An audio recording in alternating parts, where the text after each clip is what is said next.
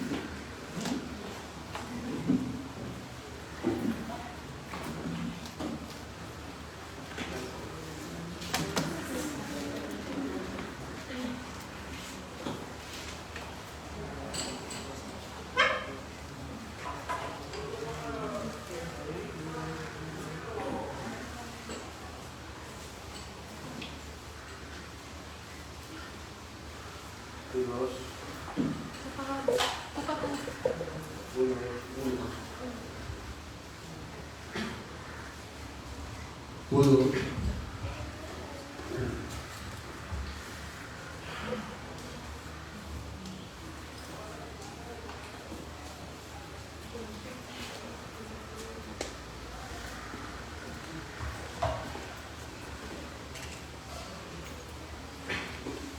quisiera en esta mañana que retomáramos algunas ideas de lo que hemos estado hablando el mismo antepasado sobre la tendencia en nuestras iglesias a divorciar la palabra del poder o a divorciar el poder de la palabra. Y el domingo antepasado hablábamos de que en la iglesia cristiana evangélica existe un divorcio. Algunos solo enfatizan la palabra, otros solo enfatizan el poder, y no hay una compensación respecto a eso. Dijimos entonces que es necesario que como iglesias recuperemos la visión de una palabra con poder y un poder con la palabra de Dios. Ahora, en esta mañana quisiera que abriéramos nuestras Biblias en el libro de Segundo de Reyes, capítulo 22. Segundo de Reyes 22.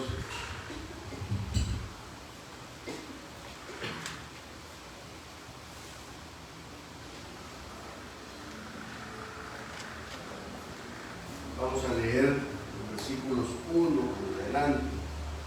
Segundo de Reyes 22, 1 en adelante. Dice el versículo 1 de Segundo de Reyes 22: Cuando Josías comenzó a reinar, era de 8 años, y reinó en Jerusalén 31 años. El nombre de su madre fue Gelida, hija de Adaía de Buscat. E hizo lo recto ante los ojos de Jehová, y anduvo en todo el camino de David su padre, sin apartarse a derecha ni a izquierda. A los 18 años, el rey Josías envió el rey Asafán, hijo de Azalía, hijo de Mesulán, escriba, a la casa de Jehová, diciendo: Ve al sumo sacerdote Hilcías y dile que recoja el dinero que han traído a la casa de Jehová, que han recogido del pueblo los guardianes de la puerta, y que lo pongan en manos de los que hacen la obra, que tienen a su cargo el arreglo de la casa de Jehová, y que lo entreguen a los que hacen la obra de la casa de Jehová para reparar las grietas de la casa. A los carpinteros, maestros, albañiles, para comprar madera y piedra de cantería para reparar la casa, y que no se les tome en cuenta del dinero cuyo manejo se les confiare, porque ellos proceden con honradez. Entonces dijo el sumo sacerdote Hilcías al escriba Safán: He hallado el libro de la ley en la casa de Jehová. E Hilcías dio el libro a Safán y lo leyó. Viniendo luego el escriba Safán al rey, dio cuenta al rey y dijo: Tus siervos han recogido el dinero que se halló en el templo y lo han entregado en poder de los que hacen la obra, que tienen a su cargo el arreglo de la casa de Jehová. Asimismo, el escriba Safán declaró al rey diciendo: El sacerdote Hilcías me ha dado un libro. Y lo leyó Safán delante del rey. Cuando el rey hubo oído las palabras del libro del rey, rasgó sus vestidos. Luego el rey dio orden al sacerdote Hilcías, a Hilcán, hijo de Safán, a Gor, hijo de Micaías, al escriba Safán y a Asaías, siervo del rey, diciendo: Id, preguntad a Jehová por mí y por el pueblo y por todo Judá acerca de las palabras de este libro que se ha hallado, porque grande es la ira de Jehová que se ha encendido contra nosotros, por cuanto nuestros padres no escucharon las palabras de este libro para hacer conforme a todo lo que fue escrito. Entonces fueron el sacerdote Hilcías, y Hilcán, Gor, Safán y Asafías a la profetisa Hulda, mujer de Salum, hijo de Tikva, hijo de Jarjás, guarda de la vestidura, la cual moraba en Jerusalén en la segunda parte de la ciudad, y hablaron con ella. Y ella les dijo: Así ha dicho Jehová, el Dios de Israel, decida el varón que os envió a mí. Así dijo Jehová: He aquí yo traigo sobre este lugar y sobre los que en él moran todo el mal que él habla, este libro que he leído de Judá. Por cuanto me dejaron a mí y quemaron incienso a dioses ajenos, provocándome ira con toda la obra de sus manos, mi ira se ha encendido contra este lugar y no se apagará. Mas el rey de Judá, que os ha enviado para que preguntaseis a Jehová, diréis así: así ha dicho Jehová, el Dios de Israel, por cuanto oíste las palabras del libro y tu corazón se enterneció y te humillaste delante de Jehová, cuando oíste lo que yo he pronunciado contra este lugar, contra sus moradores, que vendrán a ser asolados y malditos, y rasgaste tus vestidos y lloraste en mi presencia, también yo te he oído, dice Jehová. Por tanto, de aquí yo te recogeré con tus padres y serás llevado a tu sepulcro en paz, y no verán tus ojos todo el mal que yo traigo sobre este lugar. Y ellos dieron al rey la respuesta.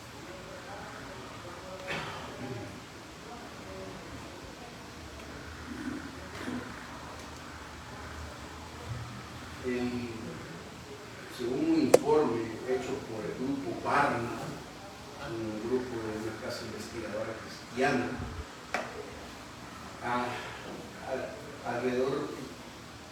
investigó alrededor de 22 países de todo el mundo, y la investigación que hizo reflejó que existe una crisis muy grande y muy importante en cuanto al conocimiento bíblico de las iglesias en esos países.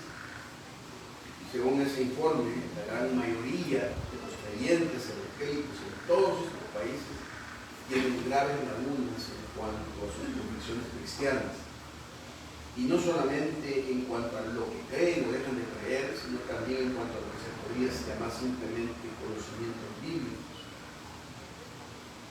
Según el estudio, la mayoría tiene dudas en cuanto a la fiabilidad de la Biblia. Muchos de ellos rechazan la existencia de Satanás, otros creen que Jesucristo cometió pecados, muchos no creen en el evangelismo, y casi el gran porcentaje mayoritario de la investigación están convencidos de que las buenas obras ayudan mucho a la hora de recibir el perdón de los pecados. Otros resultados preocupantes son los siguientes. Fíjense, el versículo bíblico más conocido entre adolescentes y adultos es: al que madura Dios te ayuda. Ese es el versículo más conocido. Muchos no pudieron decir ni siquiera quién era Marcos ni Mateo. Algunos de ellos ni siquiera podían saber si Mateo había sido discípulo de Jesús. Solamente el 10% de los creyentes evangélicos tienen conocimiento suficiente de la doctrina o ética cristiana para tomar las decisiones más importantes de su vida sobre una base bíblica. Solamente el 1% de los evangélicos encuestados estaba de acuerdo con 13 principios bíblicos para sus vidas personales, y con creciente incredulidad uno va observando todo este tipo de situaciones en la vida del pueblo evangélico. Ahora, lo curioso del caso es que cuando le preguntaron a estas personas si iban a la iglesia, casi el 98% se quedan a la iglesia, y casi el 98% dicen que son cristianos. Ellos se autodenominan cristianos y dicen que sí, que son cristianos, pero de ellos la mayoría va a la iglesia una vez por semana, y otros van de vez en cuando hay eventos que se dan o existen eventos oficiales. La encuesta de Barna llegó al corazón del asunto por su investigación. Los resultados son chocantes. Existe entre los evangélicos una falta profunda de conocimiento de la Biblia y de las doctrinas. Ahora, la pregunta que uno se hace y que se plantea en una investigación como esta es: si el 98% se llaman cristianos y casi el 100% van a la iglesia y oyen mensajes los domingos, cada día, cada domingo, ¿cómo viven su vida espiritual sin conocer la Biblia? Es decir, ¿cuál es la dimensión de vivir la vida diaria sin el conocimiento de la Escritura? ¿Qué es lo que realmente les hace sentir satisfechos? A una persona que se llama cristiana, que dice que es evangélica, pero que en realidad es una persona que no tiene ningún conocimiento de la palabra, y no solamente no tiene ningún conocimiento de la palabra, sino que no la aplica a la vida diaria. Y me hice esta pregunta: ¿será posible tener una espiritualidad sin la Biblia? ¿Es posible tener una experiencia espiritual y ser bíblicamente nulo? ¿Será posible evaluar una predicación por excelente sin haber expuesto ni un solo versículo? Piense que sí. Yo he escuchado personas que hemos escuchado mensajes muy positivistas, muy dados, y la gente dice: ¡qué mensaje, hermano! ¡Qué tremendo mensaje! Y no se expuso ningún texto ni nada de la Biblia. ¿Es posible tener poder sin palabras? Es posible que yo tenga toda una capacidad de hacer ciertas cosas evangélicas sin tener la palabra. Pues este texto lo demuestra que sí. Y este texto es un texto que desde mi perspectiva es uno de los más dramáticos y alarmantes que he podido ver en la Biblia, porque encontramos a un pueblo, a un liderazgo y a una gente que hace cosas para Dios, pero no tienen la palabra. Tienen poder sin palabra. Pueden hacer muchas cosas para Dios. Están muy activos. Van a pintar el templo, van a reparar las grietas, recogen plata. Incluso hay gente honrada que pide y le dicen: miren, no le pida cuentas a ellos porque son muy honrados. Y uno dice: wow, qué buena gente es esta. Pero resulta que no tenían la Biblia. Eso viene a demostrar que usted puede ser muy buena gente, pero nosotros no somos llamados a ser buena gente, somos llamados a ser personas que tienen los principios bíblicos en nuestras vidas. Yo he escuchado a padres decir: no, si mire, mi hijo es buena gente, él no tiene vicios ni nada, no quiere ir a la iglesia, no tiene nada que ver con Jesús, pero él es buena gente. Puede ser que sea buena gente, pero eso no significa que lo hace aprobado ante los ojos de Dios. El hecho de que usted tenga una cultura evangélica y sea un cristiano cultural no significa necesariamente que está siendo aprobado por lo que Dios está haciendo. De hecho, puede estar bajo juicio y ni siquiera se ha dado cuenta, como esta gente. Esta gente después se dio cuenta y dijeron: caramba, entonces las cosas que nos están pasando se debe a que realmente nosotros nos hemos apartado de este libro. Hemos estado haciendo muchas cosas. Ahora, me gustaría dividir el capítulo en tres ideas relevantes. La primera idea va de los versículos 1 al 7 y tiene que ver con el retrato de una cultura de poder con sin palabras. Vean lo que dice los versículos 1 al 7. Cuando Josías comenzó a reinar, era de 8 años y reinó en Jerusalén 31 años. Ahora, observen ustedes que es un niño, 8 años. Es el rey más joven, es un bicho, es un niño que estaría aquí en tercer grado, si estuviera en esta época. Ese es un reto para todos los chicos y chicas que están aquí. Porque muchos pueden pensar que no, es que esté chiquito y ahorita no tengo nada, sí, me llevan y hago esto y lo otro, pero aquí tenemos a un niño de 8 años que asume el rol de ser un líder en una cultura donde necesitaba un liderazgo. Claro, él está asesorado por muchas otras personas, su mamá puede ser una influencia grande, sin embargo, un chico que está ahí. Y dice el versículo 3, dice el versículo 2: e hizo lo recto ante los ojos de Jehová y anduvo en todo el camino de David su padre sin apartarse a derecha ni a izquierda. A los 18 años el rey Josías envió el rey a Safán, hijo de Azalía, hijo de Mesulam, escriba a la casa de Jehová diciendo: ve al sumo sacerdote Hilcías y dile que recoja el dinero que ha traído la casa de Jehová, que han recogido del pueblo los guardianes de la puerta. Los primeros 7 versículos dicen una cosa muy interesante. En estos primeros 7 versículos encontramos 4 círculos de poder que los evangélicos usamos para sustituir la palabra. Es decir, mientras estamos haciendo estas cosas, creemos que no necesitamos de la palabra de Dios. El primer círculo de poder es el poder de la popularidad. Fíjense. Ahora, ¿por qué les digo esto? Porque miren lo que dice el versículo 24 del capítulo 21 de Segundo de Reyes. Dice ahí, entonces el pueblo de la tierra mató a todos los que habían conspirado contra el rey Amón y puso el pueblo de la tierra por rey en su lugar a Josías su hijo.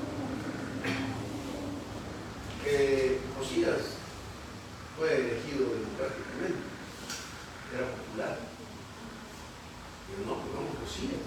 Y toda la gente del pueblo, no solamente eso, sino que estamos alrededor, dijeron, Josías es el que debe ser. Encontramos ese dato muy interesante. Tenía grandes implicaciones porque, es decir, la gente dijo, pongámoslo. Ni siquiera hay una evidencia en el texto que digan, consultémosle a Dios si podemos a Josías. No, dijeron, no, votemos aquí y este es nuestro rey. Popularidad. Ahora, el peligro de la popularidad es que nos hace pensar que tenemos autorización para todo. Ahora, gracias a Dios que Josías resultó ser un buen rey. Pero el mecanismo por el cual el pueblo está tomando decisiones espirituales en la vida de Israel tiene que ver por la popularidad. Y esto tiene grandes implicaciones. Porque solo porque una cosa o una persona sea popular no necesariamente es una persona bíblica. Es el único rey al que se le pone en este comentario. Muchas personas creen que porque cierto pastor o líder es muy popular y sale en la televisión y tiene que ser entrevistado y es una cantidad de cosas, es una persona a la cual está siguiendo los principios bíblicos. La popularidad jamás va a sustituir la palabra. Por muy bueno que sea, por muy bonito que se vea, por muy famoso que sea, por muchos seguidores que tenga, una persona popular, un pastor popular, no le da autoridad a su popularidad, le da autoridad a su exposición de la palabra.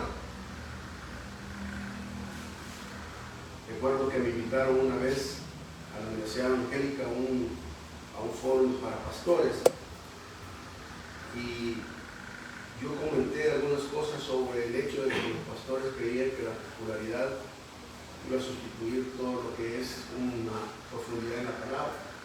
Y ahí estaba sentado uno de los pastores, que ahora ya no está tanto en los medios porque lo agarraron con infidelidad responsable. Y entonces estaba sentado ahí y cuando terminó se me acercó. Yo estaba con el rector de la universidad y me dijo, espero que lo que estás diciendo vos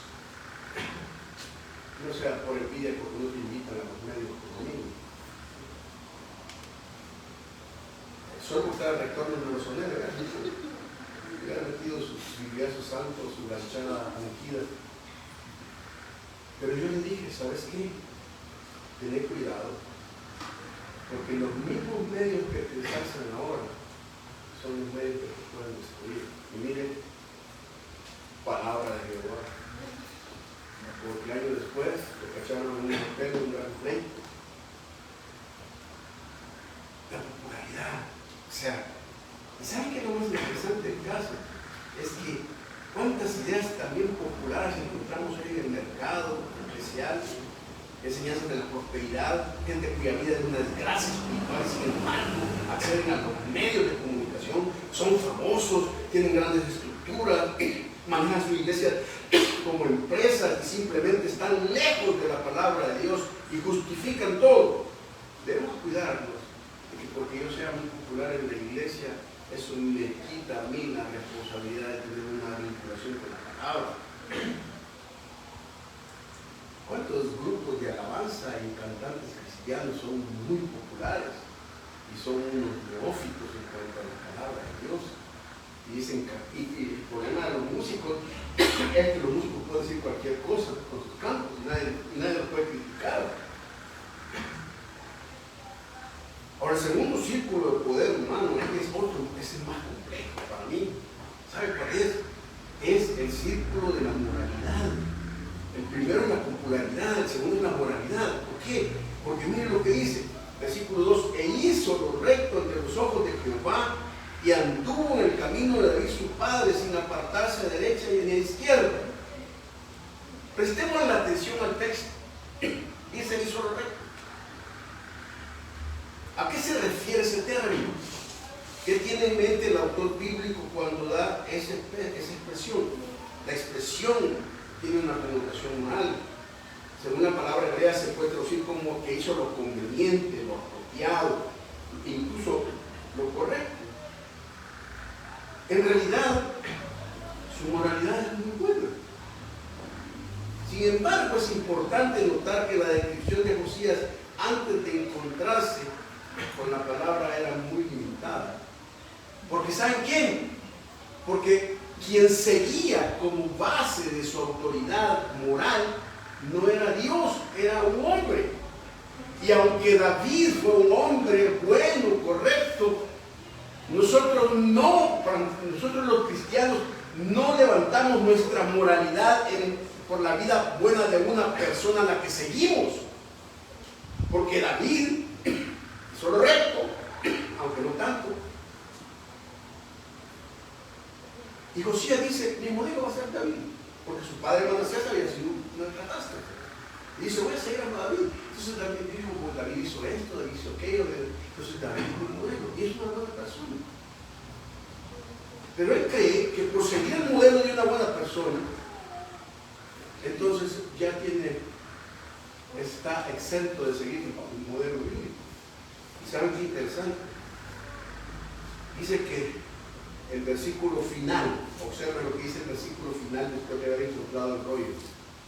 El versículo 24 del capítulo 22, oiga lo que dice. Primero lo que dice el versículo 2: e hizo lo recto ante los ojos de Jehová, y anduvo en todo el camino de David su padre sin apartarse de derecha ni izquierda.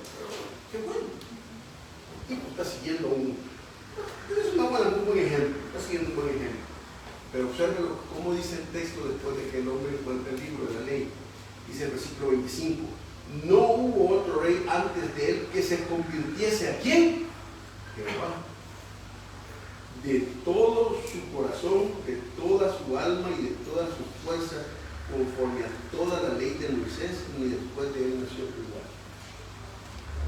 O sea que puedo seguir a una persona buena, ver sus principios buenos, y ni siquiera estar convertido. Ni siquiera tener una relación personal con Dios. Y usted puede decir, no, yo voy a una iglesia buena, una iglesia saludable, una iglesia doctrinalmente estable. Sí, pero eso no tiene nada que ver con su propia relación con Dios. Hermanos, aquí pueden haber muchos de ustedes que puedan estar viniendo a la iglesia y decir, sí, no, yo voy. Pero la pregunta es, ¿te has convertido a Dios realmente? ¿Tienes una relación personal con Dios? ¿O es simple y sencillamente que nosotros nos definimos nuestra espiritualidad por los modelos que seguimos? Cuando le preguntan a las personas, mira, ¿y a qué iglesia vas? ¿Sabe cómo nos definimos? Nos definimos por el tinte denominacional. Decimos, voy a una iglesia bautista, voy a una iglesia carismática. Nos definimos por el tinte geográfico. Voy a una iglesia que queda en Santa Tecla, en el centro de Santa Tecla. O nos definimos por el dueño de la iglesia. Voy a la iglesia de Toby, voy a la iglesia de Carlos Navas, voy a la iglesia de Fulano, voy a la iglesia. Pero la pregunta es, hermano, ¿a quién están siguiendo ustedes? Todos estamos sentados ahí. Les hago una pregunta, miren, el hecho de que ustedes estén tranquilos, calmados y que se hagan algunas buenas cosas no significa que realmente tiene una conversión en su vida directamente, totalmente entregada a Dios. Y ese es uno de los grandes peligros, porque las buenas personas que hay en nuestras iglesias son las peores personas para entender el Evangelio, porque por su moralidad y porque se sienten tranquilas y calmadas, porque no son tan viciosas ni hacen tantas cosas, simplemente piensan que no tienen que tener una relación personal con Dios. Eso es peligrosísimo, hermanos. Y hay mucha gente en nuestras iglesias sentadas con esa mentalidad. No, y le va a decir a Dios, no, si yo iba a la iglesia, yo iba los domingos, cantaba, predicaba, enseñaba. Sí, pero nunca te convertiste de todo corazón. Podría haber sido muy buena persona. ¿Saben dónde ha molestado tanto el escoger buenas personas? En muchas iglesias los liderazgos que se escogen basados en que son unas buenas personas, que tienen popularidad en la sociedad, y los ancianos y los líderes que existen ahí son de las más buenas personas, pero son unos ignorantes bíblicos, y por lo tanto a la hora de tomar decisiones de la iglesia las toman en la carne, aunque sean muy buenos. aunque sea conocido como el líder bautista, pues sea conocido como el empresario fulano, como el administrador aquel, y los ponemos porque nos dan caché, porque son buenas personas. Hermanos, déjenme decirles, usted y yo no somos buenas personas. Somos lo que somos por la gracia de Dios. Si usted se cree que por su moralidad y porque usted no chupa, porque usted no fuma, porque usted no ve esto, porque no ve lo otro, con eso realmente usted dice, con eso yo le he dado a Dios, discúlpeme, pero eso no es, la idea aquí es que usted tiene que tomar una decisión radical como la toma Josías, porque nosotros podemos ver cómo Josías se convierte. Él dice, no, hombre, o sea, David sí está bueno, pero David no es mi modelo, es Jehová mi modelo y quien me va a salvar es él, no el líder que está siguiendo. El tercer círculo de poder.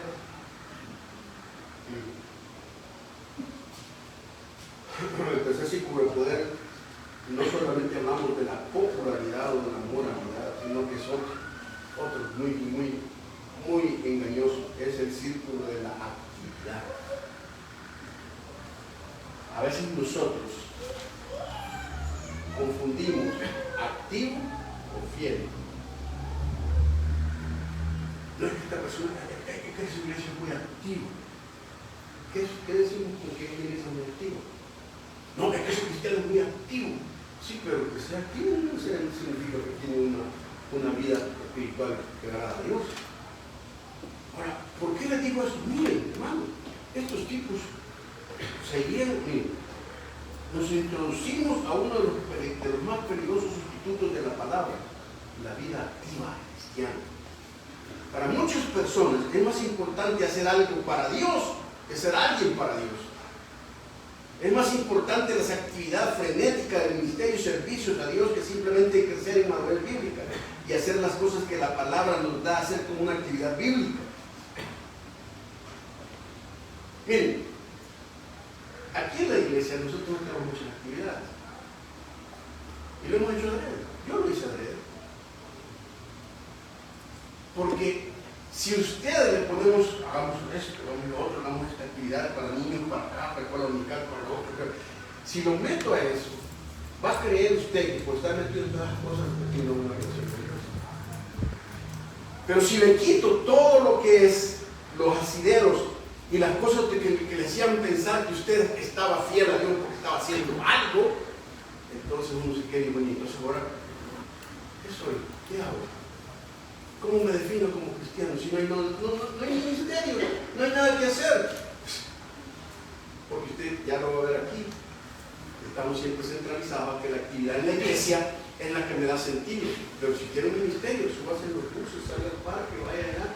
Ahí, esto de oportunidades. Porque su responsabilidad como cristiano no es aquí en la iglesia que usted esté lleno de actividades, sino que es que su actividad eclesial, su vida cristiana esté repartida en actividades. Así. Ahora, es malo tener actividades en la iglesia, no. Pero cuando las actividades sustituyen mi reflexión de la palabra y mi búsqueda a Dios, entonces tengo un problema serio. Porque puedo estar muy activo en las cosas de Dios, pero ni siquiera tocar la Biblia en toda la semana. Yo he estado en iglesias donde reunión en la mañana, reunión al mediodía, en la noche, que luego ir a tal parte, que luego ir a la otra, que ir a la otra.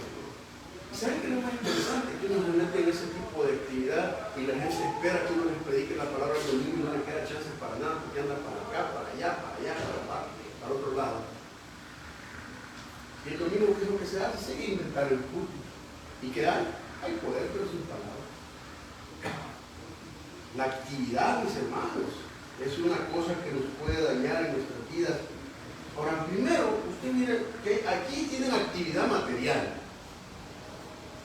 El versículo 4, Josías le dice, recojan la plata que están recogiendo de toda la gente. La gente seguía diezmando. La gente seguía diezmando. Y hay mucha gente que sustituye la plata por la palabra. Y hay muchas iglesias y pastores que alimentan esa idea. La idea es que si contribuimos financieramente y somos diezmadores, entonces está en la obligación de respaldar nuestra pobre vinculación con la palabra de Dios. Y lo que hemos enseñado en la iglesia con respecto a dar, aquí no venimos y extorsionamos a nadie.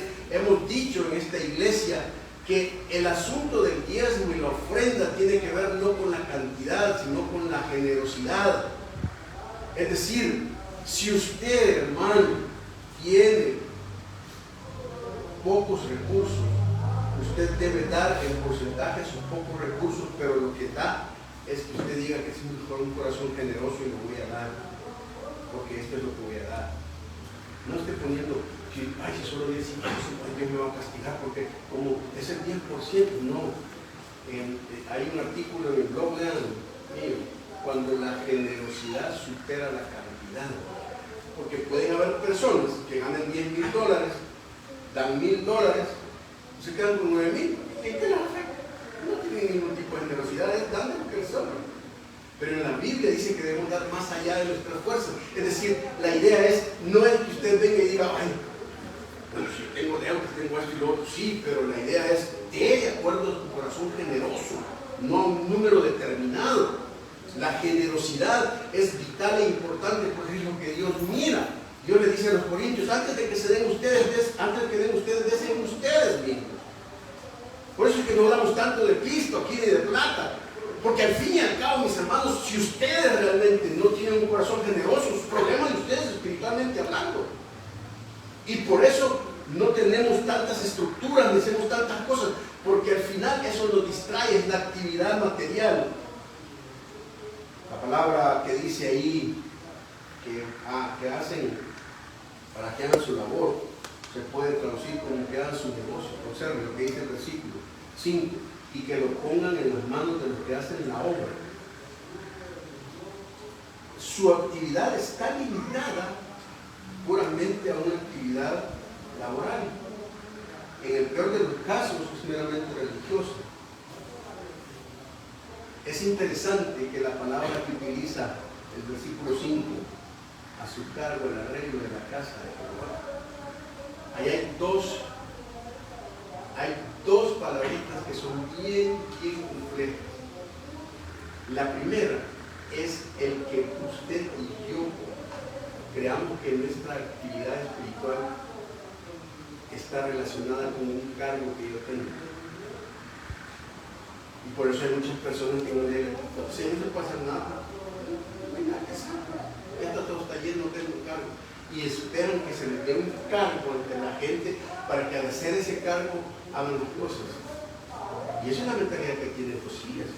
Los que están a cargo, que trabajen, que arreglen, que pongan bonita la casa, que reparen las grietas. Imagínense ustedes, Josías, su mentalidad espiritual, su nivel espiritual sin palabra, le alcanza solo para entender que su función como rey es poner bonito el templo, es reparar las grietas. Él se está fijando, se está cayendo esto, se está cayendo lo otro. Miren, allá se cayó la puerta, pónganlo, porque esta es la casa de Dios y merece que tengamos una casa limpia y nítida. Él mira las grietas de la casa, pero no mira las grietas del pueblo. Observe las grietas del pueblo. Dice, mandó el rey al sumo sacerdote que sacasen del templo de Jehová todos los utensilios que habían sido hechos para Baal, para Acera, para todo el ejército de los cielos, y los quemó fuera. Quitó los sacerdotes idólatras que habían puesto los reyes de Judá para quemarse. Versículo 6. Hizo también sacar, el capítulo 23, versículo 6, hizo también sacar la imagen de Acera fuera de la casa de Jehová, fuera de Jerusalén. Y oiga esto, versículo 7, además derribó los lugares de prostitución idolátrica que estaban en la casa de Jehová, en los cuales tejían las mujeres. Hermanos, qué paradójico estar viendo la grieta de un templo y tener un burdel dentro de la iglesia. Esa grieta no la miraba. ¿Por qué no la miraba? Porque la palabra no había hecho efecto en su vida. Porque él simple y sencillamente se fijaba en una moralidad y decía, no sé el templo bonito porque el templo de Jehová es este. Pero arriba había grietas y abajo había un terremoto. Por eso es tan problemático el hecho de pensar que la actividad La moralidad y la popularidad no debe ser a nosotros el lugar de tener el derecho de la palabra de Dios en nuestras vidas. Ahora, observe otra cosa. Tenía una actividad material, tenía una actividad empresarial. Observemos que la narración nos habla de equipo de trabajo, división de funciones y de controles. Es decir, habla de los carpinteros, los maestros, albañiles. Es un enfoque muy práctico. La practicidad empresarial que se ha metido en nuestras iglesias no procede de la palabra, sino de poner una visión de empresa. Observe que utiliza la palabra para que compre. Es una transacción. La esencia de su actividad era mercantil. Alguien una vez me dijo, mira, pero ahí en esa iglesia está bien, lo tienen bien nítido administrativamente. La administración de esa iglesia es nítido. El diablo también. El diablo como administrador, uno cree que tiene todo nítido controlado, el diablo. Sabe dónde están sus demonios, dónde se ubica, mandan los equipos para que hagan esto y todo. El diablo también es un administrador. El hecho de que una iglesia sea una administradora o que tenga grandes aspectos de una empresa bien levantada no significa necesariamente que está basada en la palabra. Ahora, el segundo retrato tiene que ver con el poder y la palabra. Ahora, observe usted que Josías, el cuate como que está, algo falta aquí, o sea, están bien bonitos, están pintando, están arreglando la calle, se miran bien los jardines, hay aire acondicionado, las sillas están bien acolchonadas, hay ujieres, hay todo eso. Están todo bien, pero así dicen, no, pero aquí algo nos falta. Algo nos falta. Y observa, en los siguientes versículos encontramos varias actitudes hacia la palabra. Muchas de ellas anulan la eficacia de la palabra y nos hacen estar más a la deriva en nuestra ética cristiana. Hay varias tendencias dentro del texto que nosotros vemos que se perciben que tienen un relato muy relevante para nuestras vidas hoy. El primer reto está con la palabra perdido. Observe otra paradoja de este texto. Dice el versículo 10.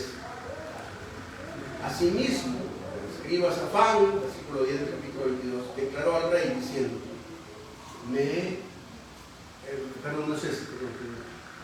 versículo 9, viniendo luego el escriba Safán al rey, puso cuenta al rey y dijo, tus siervos han recogido el dinero que se halló, lo han entregado al poder de la casa, ¿qué hacen? No, el versículo 8 está no. Entonces dijo el sumo sacerdote Hilcías al escriba Safán, he hallado el libro de la ley en la casa de Jehová. O sea que estos habían perdido el libro de la Biblia, la habían perdido en la iglesia. O sea, hermano, yo no sé, pero a mí eso, yo cuando leo y releo este texto, digo, ¿cómo? O sea, ¿qué tragedia? Es decir, la misma iglesia pierde la Biblia. ¿Y quién es lo que pierde la Biblia? Nosotros. Y el cuate dice, encontré el libro. Y miren, la idea es que el primer personaje es el sumo sacerdote Hilcías, que se supone que es el máximo líder espiritual. El hombre va a arreglar y de repente se ve el libro y dice, encontré un libro. Y la pregunta que me hice yo, entonces, si el líder que es designado espiritualmente en la iglesia, en la casa de Jehová, ¿qué era lo que enseñaba entonces? ¿Qué enseñaba Hilcías? ¿Sabe qué es lo más paradójico de esto? Que Hilcías es el papá de Jeremías.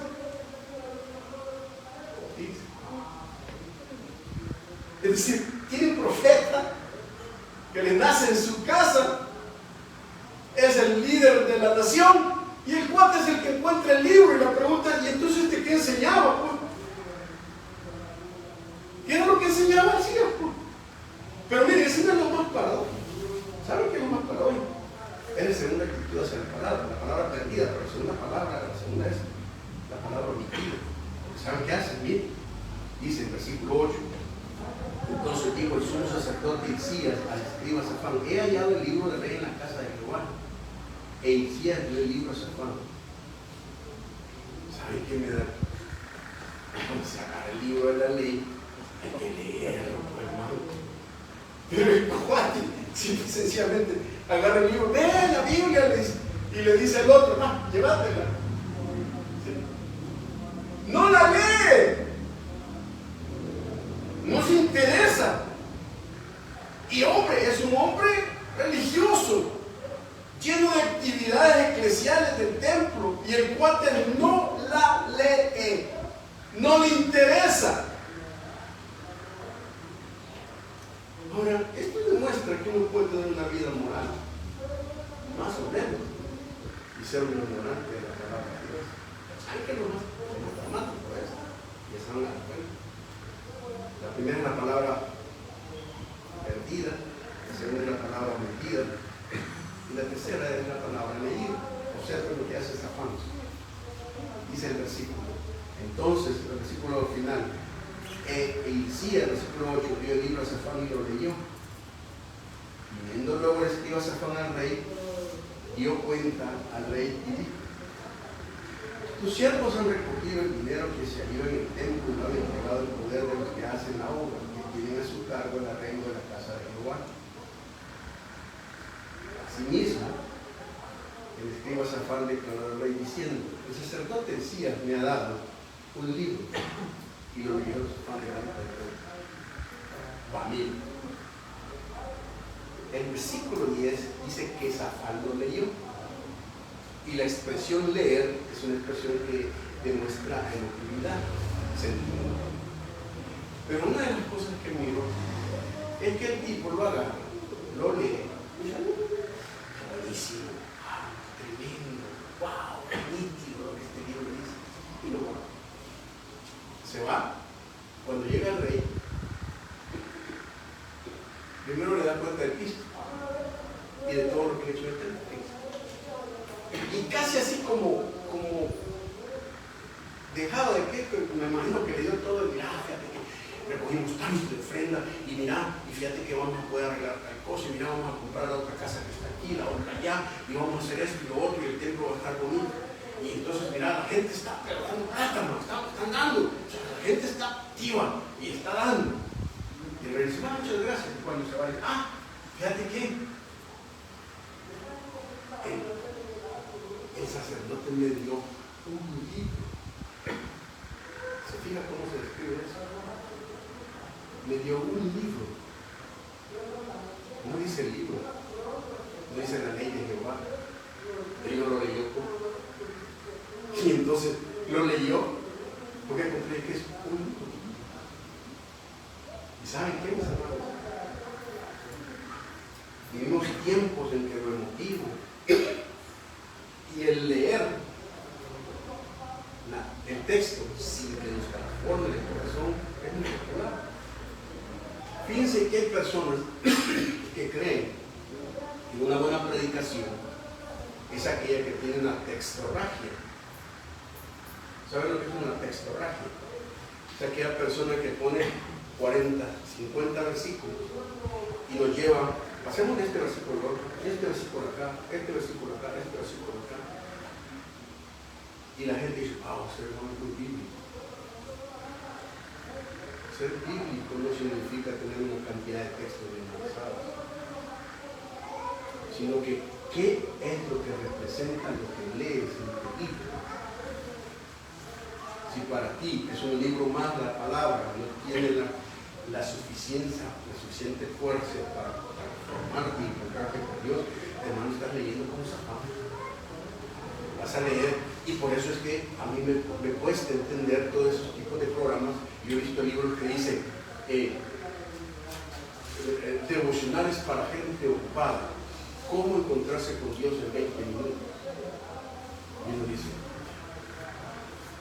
podrás tener tu devocional, pero podrás tener un acceso a un libro, pero no un encuentro con Dios.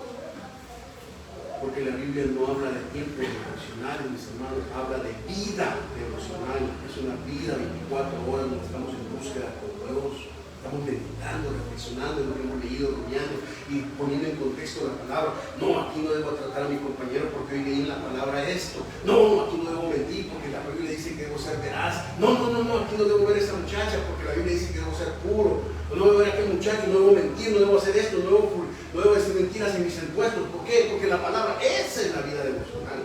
Pero si lo leemos como lo lee Safán, por eso estamos zapados.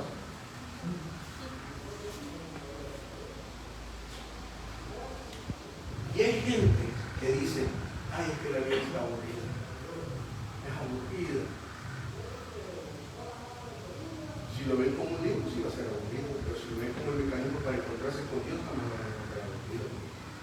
Porque ese es el principio. El principio que usted abre este libro, no para interactuar con el libro, abre el libro para interactuar con Dios. Y si usted lee un texto, no se encuentra con Dios, no ha encontrado nada. Ahora, otra cosa más.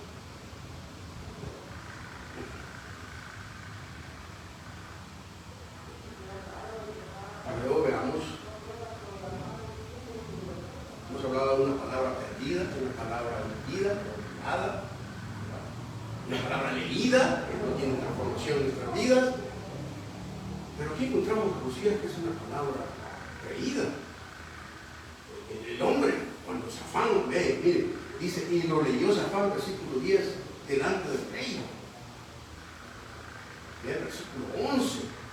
Cuando el rey hubo oído las palabras de Safán, dice ahí, las palabras del libro de la ley, rasgó sus vestidos. Y el rey dijo, ¿qué? Yo pequé de ignorante porque soy un bicho que no conozco la palabra, pero ustedes la han tenido ahí, y cuando le leen la palabra, que probablemente muchos dicen la palabra que leyó fue de Deuteronomio, donde están las maldiciones. O sea, dice, híjole, nosotros estamos mal, estamos bajo maldición. ¿Cómo es posible que estemos arreglando el templo y recogiendo pisto y haciendo, cuando no hemos visto lo que Dios opina de nosotros? Y Dios ha dicho, porque ustedes han desobedecido este libro, que han olvidado y han dejado a un lado, por eso que les va a ir mal. Miren, ¿saben qué? Me deja escalofrío cuando estaba viendo esto. El hecho de pensar que uno está bien y está mal ante Dios, eso es un grave peligro. Eso es que usted no, Señor, tranquilo. Y cuando usted se interactúa con las palabras, se da cuenta que dice, no estás tan bien. Josías le dice, Señor, increíble. Pero hay una cosa que Josías hace. Él dice, ok, hagamos algo con esta palabra, porque yo quiero saber más de esto. Es que miren, hermano, quien cree en esta palabra como milagrosa y la toma en su gusto, siempre va a buscar más. Siempre va a haber más hambre. Pero si la dejamos abandonada y no hay en nuestras vidas esa interacción, y entonces el hombre dice, mire, dice el versículo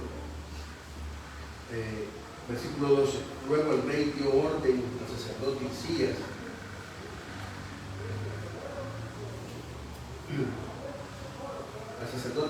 al cálico de Safán, a Acbor, de Micaías, al escriba Safán y a Asaías, siervo del rey, diciendo, id y preguntad a Jehová por mí y por el pueblo y por todo Judá acerca de las palabras de este libro que se ha hallado, porque grande es la ira de Jehová que se ha encendido contra nosotros, por cuanto nuestros padres no escucharon las palabras de este libro para hacer conforme a todo lo que nos fue escrito. Tremendo. Miren, ¿saben qué es lo más tremendo? Estamos hablando de un bicho de 16 años. Un niño de 16 años, cuando oye eso, se rasga los vestidos, la ropa, y dice, no. Y agarra todo el liderazgo y dice, miren, vayan y averigüen cómo está esto, porque estamos en serios problemas. Y le dice, vayan y consulten a Jehová. Ahora, ella tiene la palabra creída de Dios ahí, pero el cuate necesita una palabra, no solamente el texto encarnado en su vida, sino una contextualización del texto para su vida. A eso se le llama palabra ungida. Cuando la palabra de Dios que has leído por miles de veces tienes la información, pero en el momento en que tú estás en una palabra que ya simple y sencillamente habías pasado por mucho tiempo y de repente esa palabra toca exactamente tu realidad en ese momento, la palabra de Dios, el Espíritu Santo la transforma en una realidad en nuestra vida. Es una palabra ungida. A veces podemos tener muchas palabras que nosotros digamos, pero si realmente la palabra que yo estoy hablando no toca tu perspectiva, no es una palabra ungida. Pero ¿qué es lo que hace Josías? Josías le dice, vayan y pregúntenle a Jehová, al sumo sacerdote, a todos los capos, o sea, toda la tandona de líderes de él. Dicen, miren, ustedes son los líderes aquí, así es que me van y preguntan a Dios. Y creen que le van a preguntar a Dios. Ahora yo me puse a pensar, porque miren, en el tiempo en que está Josías, están activos dos grandes profetas. Uno es Jeremías y otro es Sofonías. Los dos están ahí. Por cierto, Sofonías era profeta de color, no lo sabía. Están los dos ahí. Y yo me pregunté, ¿por qué no le van a preguntar? Si somos sacerdotes que venía su hijo, le voy a preguntar a mi hijo el profeta, ¿no? Es que muchas veces la familia no le cree a sus propios hijos, o sea, de Dios. ¿Cómo te va a decir a mí? Pero ¿saben qué es lo que más me impresiona? Es que la palabra ungida, la primera cosa que hace la palabra ungida en nuestra vida es que nos sorprende. ¿Por qué? Porque de repente si ya dicen, ¿y a qué le preguntamos? Yo no le puedo preguntar a Dios. Los sumos sacerdotes se suponía que preguntaba a Dios, pero el cual dice, ¿y cómo se hace eso? ¿Se imaginan ustedes graduados seminarios y dicen, ¿cómo se hace una predicación? ¿Cómo se hace el negocio? Y uno le dice, mira, Hulda es una tipa que vamos a preguntarle a él y rompe todo el estereotipo. ¿Por qué? Porque la que se convierte en la intérprete de la palabra ungida es una mujer que dentro del contexto de los judíos no era tan bien aceptada, pero están tan desesperados que van donde Hulda y le dicen a Hulda, y miren, o sea, Dios, la palabra ungida nos sorprende porque de repente nos viene de los lugares donde menos lo esperamos. Puede ser una metáfora, un texto que estés leyendo y que Dios pone y te da. Hay muchas cosas. En Honduras fuimos a ¿cómo se llama? Pan. Tuvimos un aniversario. Y un día un hermano, donde nos habíamos quedado, un hermano que ese pueblo ahí, pero tenía una casa bien bonita, grande. Y me dice, hermano, fíjese que yo estoy muy preocupado porque no sé si hice bien. Y me dice, yo estaba teniendo una oferta para ir a los Estados Unidos a trabajar. Y simplemente estaba pensando en dejar aquí todo y irme para tener. Pero ese día que me estaba pidiendo a Dios, Dios me llevó un proverbio donde dice, como el ave deja el nido, así es el que deja a sus seres queridos. Y entonces dice que él leyó ese texto y dijo, le quedó el texto. Pero el día siguiente llegó y estaba haciendo su sembradío y todo, lo encontró en un nido, en un árbol unido de varios pájaros. Estaban empollando y él los arregló y todo para que pudieran. Pero de repente en la tarde los pájaros se fueron. Y él lo vio que se fueron. Al día siguiente, cuando llegó al árbol, se dio cuenta que los huevos se les habían quebrado. Y entonces dice que él, cuando vio eso, el texto que había tenido, le pegó tanto, que Dios estaba diciendo, así se va a quedar conmigo.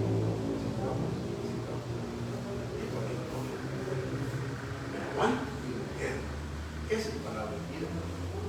Es el momento en el que vos vas, tenés un texto que vas leído, tal vez algo, y de repente Dios, ¡pum!, alguien te dice algo, una canción, alguna cosa. Hermanos, esa palabra necesitamos esa palabra profética. Por eso es que no debemos pasarla por alto.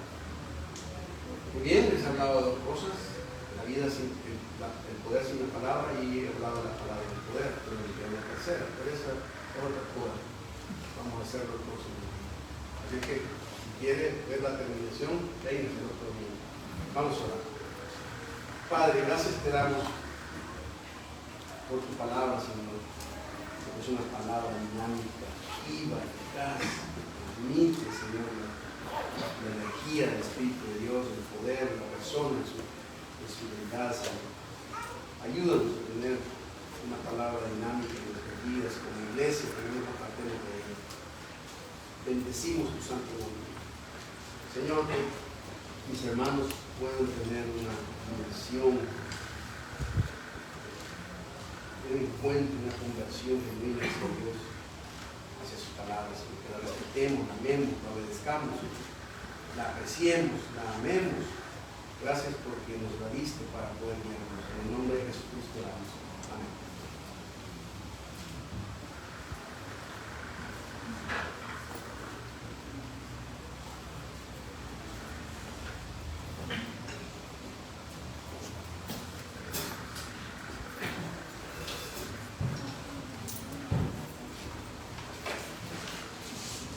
No vamos a recoger nuestros diezmos y ofrendas y vamos a adorar juntos una vez más. Pongámonos de pie.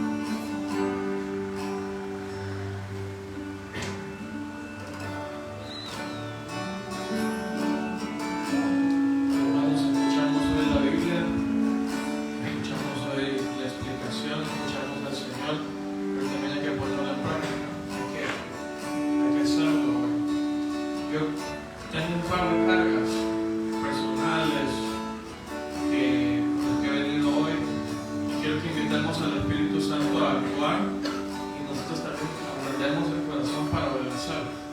¿Sí?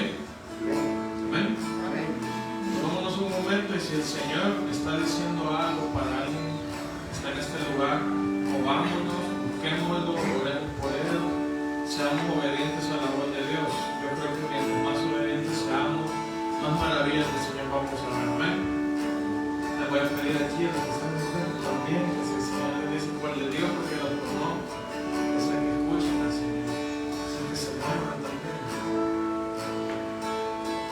Señor, Espíritu Santo, sabemos que eres una persona, sabemos que nos escuchas. Espíritu Santo, sabemos que has estado presente desde la creación.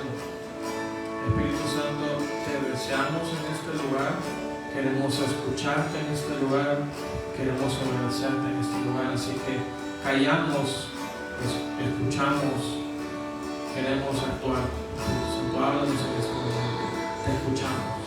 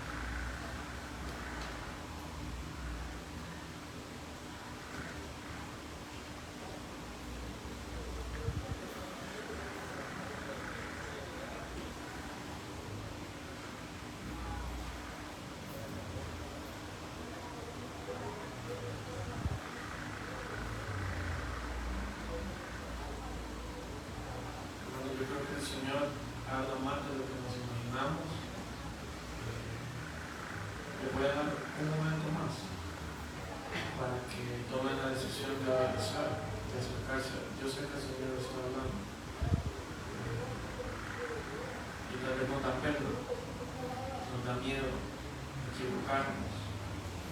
No lo haga solo, pídale a alguien que lo acompañe, que le escuche, que tenga esta cuestión, esta responsabilidad de decirle, mira, tal vez eso no era, tal vez eso era.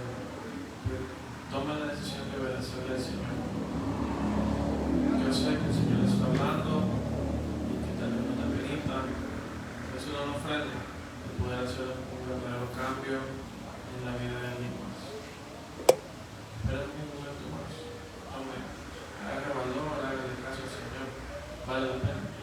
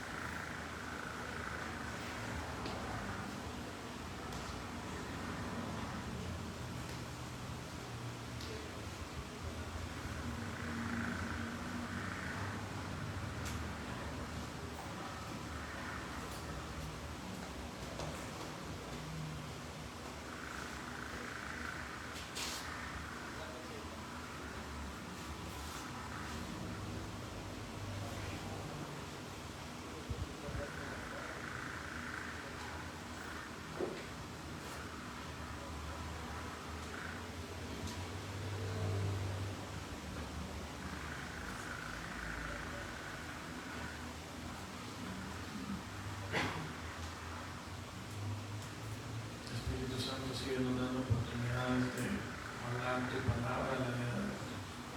Gracias por estar presente. Mantén esta sensibilidad que tenemos en ti a lo largo de la semana para poder hacer tu obra, tu reino afuera de este lugar. En nombre de Jesús. Amén.